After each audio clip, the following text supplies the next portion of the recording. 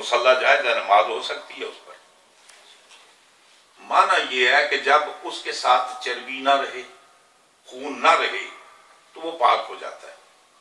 آپ نے دیکھا ہمارے یہاں گائے بھینس وغیرہ مر جاتی ہیں تو ہمارے یہاں جو ہوتے تھے چمرنگ کیا کہتے ہیں، وہ کھلی اتار کر لے جاتے، اس کو باقاعدہ پکا کر اور اسی کے جوتے بنتے ہیں۔ یہ جو آپ بازار سے یہ لیدر کے بیگ لاتے ہیں، یہ لیدر کے پرس آپ نے جیب میں ڈالے ہوتے ہیں، آپ یہ شورٹی ہے کہ یہ حلال جانور کی لیکن پاک ہے۔ البتہ ایک بات ضرور ہے، جب آپ کو بیگ وغیرہ خریدنے جائیں تو یہ احتیاط کریں کہ اس کا بعض جوتے ہوتے ہیں ان کا انسائڈ خنزیر کی کھال ہوتی ہے، بعض یہ بیگ نہیں ہوتے، ان بیگوں کے اندر بھی جو انسائڈ وہ کور نہیں لگا ہوتا خنزیر کی کھال کا ہوتا ہے۔ بعض کاروں کے لیدر سیٹس بھی خنزیر کی ہوتی ہے، لیکن وہ پہچانی جاتی ہے، اس کے اندر وہ مطلب ہے سوراخ تو نہیں ہوتے، چھلنی کی طرح ہوتا ہے، جیسے چھاننی نہیں ہوتی چھلنی، وہ چھید ہوتے ہیں سوراخ، لیکن وہ سوراخ پار نہیں ہوتے، اس کے نشان ہوتے ہیں، یہ اس کی پہچان ہوتی ہے۔ وہ چاہے جیسے بھی ہو ناپاک ہے، سوکھا ہو گیلا ہو، آپ ہاتھ لائیں گے ہاتھ ناپاک، کوئی چیز اس کے اندر رکھیں گے وہ ناپاک۔ مجھے اصل مسئلہ یہ آپ کو بتانا ہے کہ اللہ کے نبی نے فرمایا کہ انسان کی کھال پاک نہیں ہو سکتی، اس لیے کہ انسان قابل احترام ہے۔ حضور نے یہ نہیں فرمایا مسلمان کی کھال پاک نہیں ہو سکتی، یعنی باقی نہیں ہو سکتی، یہ مطلب نہیں، انسان سارے قابل احترام ہیں، ان کا کافر ہونا مسلمان ہونا یہ علیحدہ چیز ہے، یہ بات سمجھے نا جی۔ تو حتیٰ کہ شریعت مطہرہ نے ہم پر انسانیت کے حقوق ہم پر لاگو کیے، وہ انسان مسلمان ہو یا کافر ہو، پڑوسی کوئی بھی ہو، اس کے ہم پر حقوق ہیں، اس کے ہم پر رائٹس ہیں۔ ایک بات اس کو چھوڑے، انسان تو بڑی اعلیٰ چیز ہے، جانوروں کے بھی ہم پر حقوق ہیں۔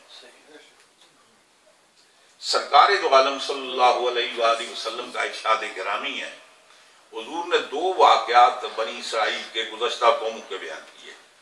آپ نے فرمایا کہ گزشتہ قوموں میں ایک آدمی گزرا ہے، اس کو اللہ تعالیٰ جنت عطا فرما کرے گا، اس لیے عطا کرے گا کہ اس نے کتے کی جان بچائی تھی۔ وہ جنگل میں سفر کر رہا تھا، جنگل میں کتا تھا، پیاسا تھا، وہ کنویں میں وہ مطلب ہے کہ وہ دیکھ رہا ہے، لیکن ظاہر بات ہے وہ پانی تک تو پہنچ ہی نہیں سکتا۔ ایک آدمی مسافر گزر رہا تھا، اس نے دیکھا کہ یہ بیچارہ پیاسا ہے، اب یہ پانی کے لیے تڑپ رہا ہے، بلک رہا ہے پیاس کے لیے، لیکن یہ کنویں میں تو جا نہیں سکتا۔ اس نے سوچا میرے پاس بھی کوئی برتن نہیں ہے، کوئی رسی نہیں ہے، اب میں اس کو کیسے پانی پلاؤں۔ اس کو ایک بات ذہن میں آئی، پگڑی اتاری، اس کو سیدھا کیا، سیدھا کنویں کے اندر لمکایا، اس کا ایک حصہ جو کنویں تک پہنچا وہ گیلا ہو گیا، اس کو اس نے باہر نکالا، باہر نکالنے کے بعد اپنا جوتا اتارا، جوتے کے اندر اس کو نچوڑا اور وہ کتے کے آگے رکھا۔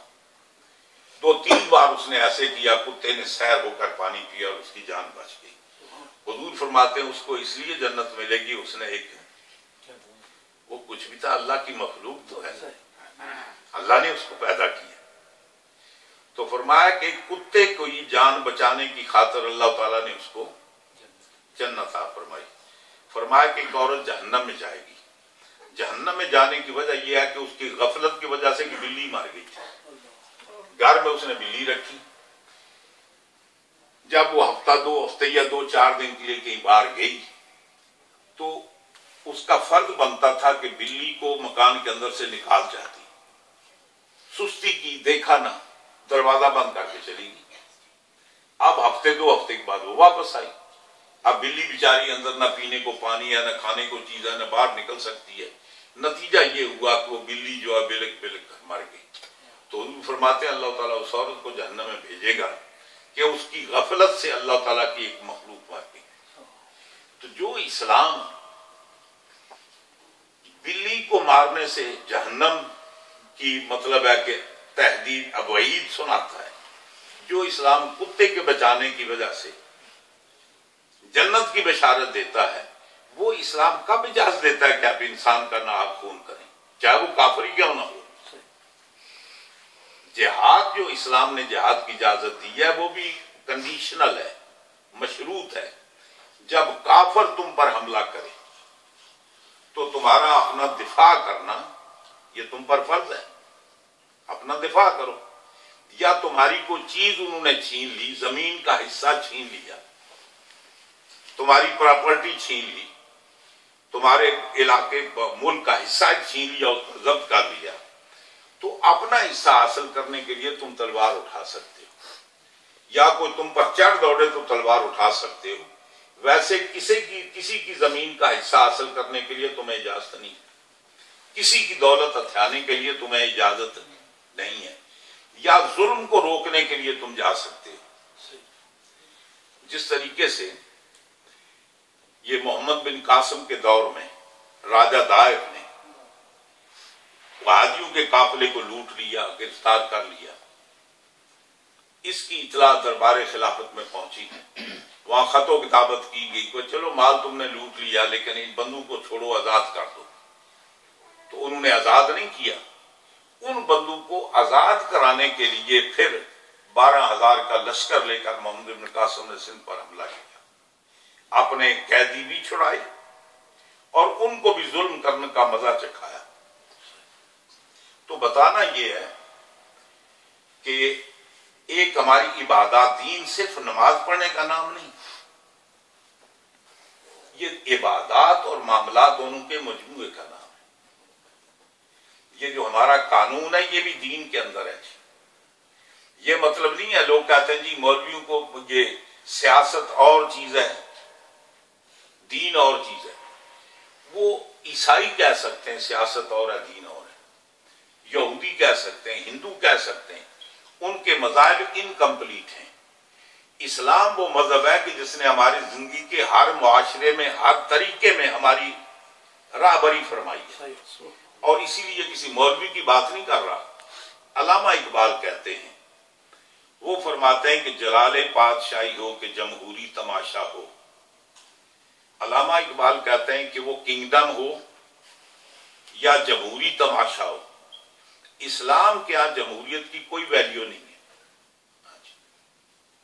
اسلام کیا شورا ہے، ہمارے ہاں جو نظام حکومت ہے اس کے لیے شورا ہے، جمہوریت نہیں ہے۔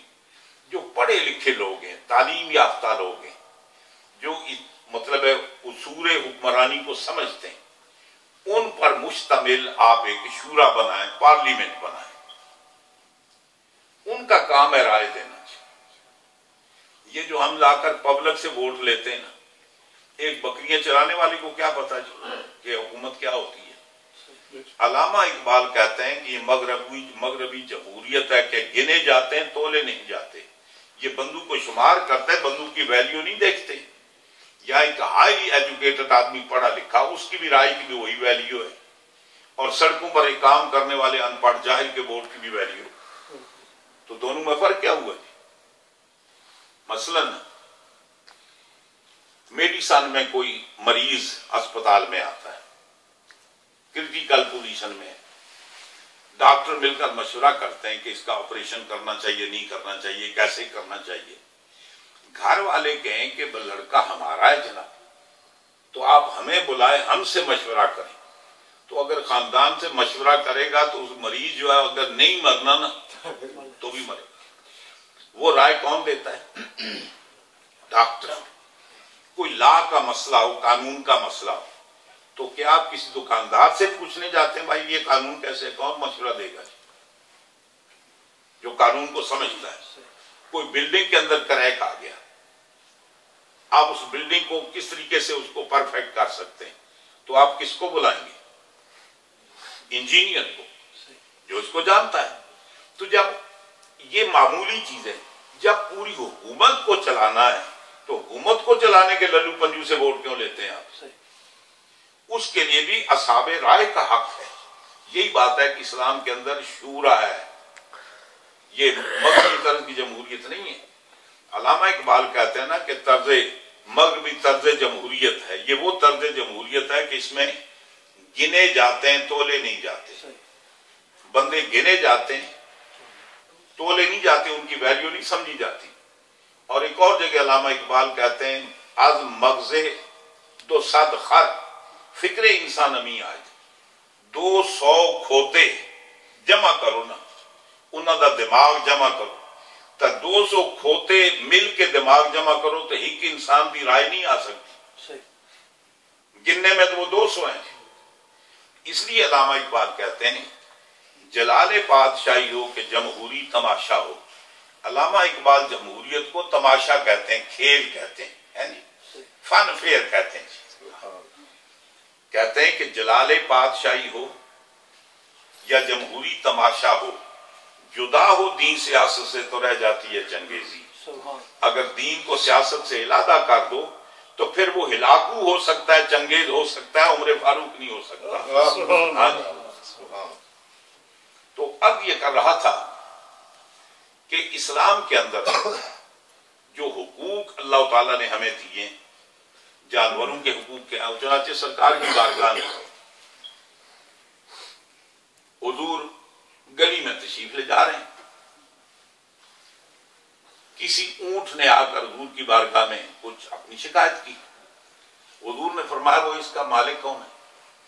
اس کے مالک کو بلایا، بلا کر فرمایا کہ یہ اونٹ تیری شکایت کر رہا ہے، تو اس کو چارہ کم کھلاتا ہے اور بوجھ اس پر اس کی قوت سے زیادہ ڈالتا ہے، لہذا اس پر بوجھ اتنا ڈال جو اس کی قوت کے مطابق ہو اور پیٹ بھر کر اس کو چارہ کھلا۔ تو سرکار تو وہ ہے کہ جنہوں نے جانوروں کا بھی خیال رکھا ہے، ان کے حقوق کی نگہداشت کی ہے۔ اور ایک بڑی پیاری حدیث ہے کہ سرکار مسجد نبی میں تشریف فرما ہے تو صحابہ کرام موجود ہیں، ایک اونٹ آ گیا جی، وہ صحابہ کی صفیں توڑتا ہوا آ رہا ہے، اب صحابہ اس کو روک رہے ہیں جی، حضور نے فرمایا نہیں آنے دو۔ وہ جناب وہ پوری صفیں توڑتا توڑتا حضور کی بارگاہ میں پہنچا، اپنا سر اس نے نیچے کیا، حضور کے کانوں کے ساتھ منہ لگا کر اس نے کو بات کی۔ اتنے میں اس اونٹ کا مالک اور اس کا بیٹا چھری پکڑی ہو گیا آگے۔